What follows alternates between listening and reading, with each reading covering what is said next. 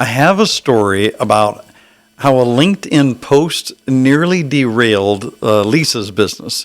She owned a digital marketing agency that she'd built over 9 years or so from her kitchen table into a solid 7-figure business. Now, Lisa had 12 employees, worked with about 30 clients, and had cultivated the kind of company culture where people actually wanted to come to work.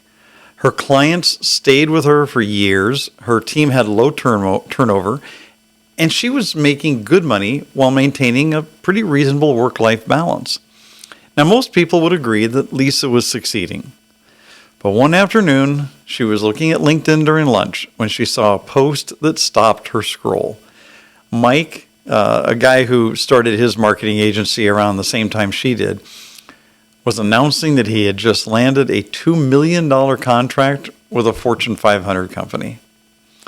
The post had hundreds of likes, and the comments were full of congratulation messages like incredible growth and visionary leadership. Suddenly, Lisa felt like she was standing still. She started digging deeper into Mike's business. She literally spent hours researching his client list, his team size, even his office locations. She discovered he had grown to 40 employees, had offices in 3 different cities, and was apparently crushing it with mid-market clients while she was still mostly working with small companies. Now, that comparison spiral consumed her for weeks. Lisa started questioning every decision she'd made.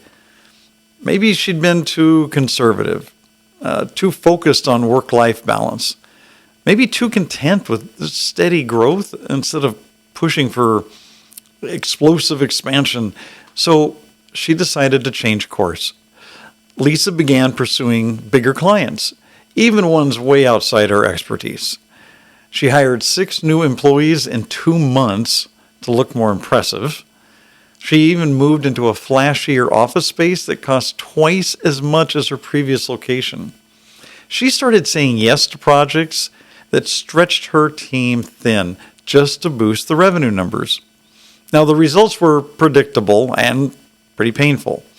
Her existing clients started getting less attention because Lisa was constantly chasing new prospects.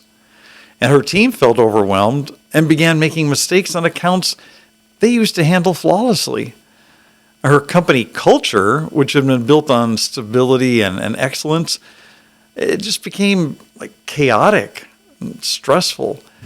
So 6 months later, Lisa had gained a few larger but high maintenance clients, but also lost 3 long-term clients, and 2 of her best employees had quit. And she was working 70-hour weeks trying to manage a business that had become too big and unfocused to run effectively. Now, the breaking point came when one of her key employees, Sarah, sat her down and said, "Lisa, I need to understand what we're trying to become. I mean, 6 months ago, this was a great place to work, and we were really good at what we did, and now it feels like we're trying to be somebody else's company." Now, that conversation forced Lisa to face an uncomfortable truth. She had sacrificed everything that made her business successful because she was trying to match someone else's definition of success. Now, Proverbs 14:30 says, "A heart at peace gives life to the body, but envy rots the bones." Now, that phrase, rots the bones, I don't think it's just poetic language. It's describing what comparison does to your core foundation. Now, Lisa's envy didn't motivate her to build something better.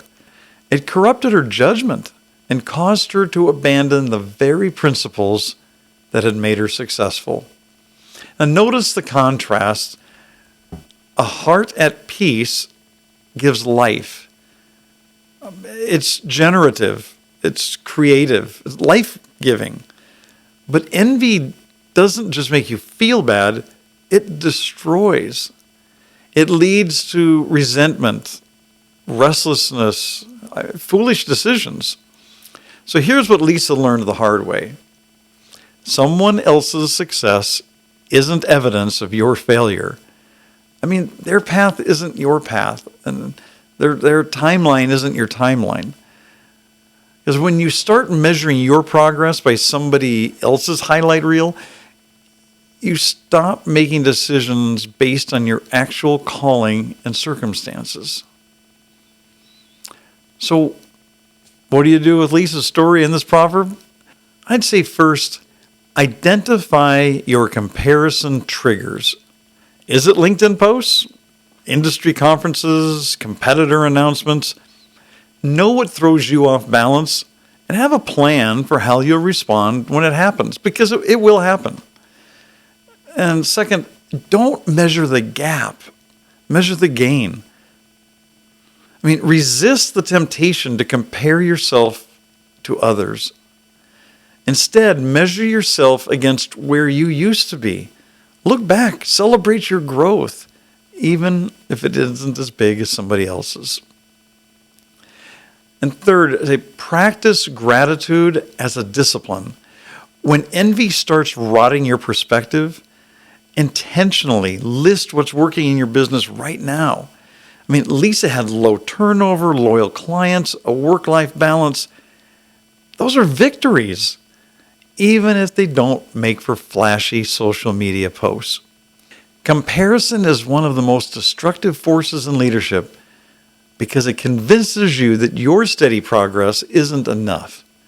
But God's calling on your life isn't measured by someone else's metrics.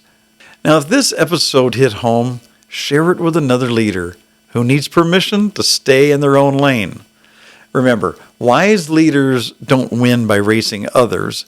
They win by staying faithful to their own calling. See you next time.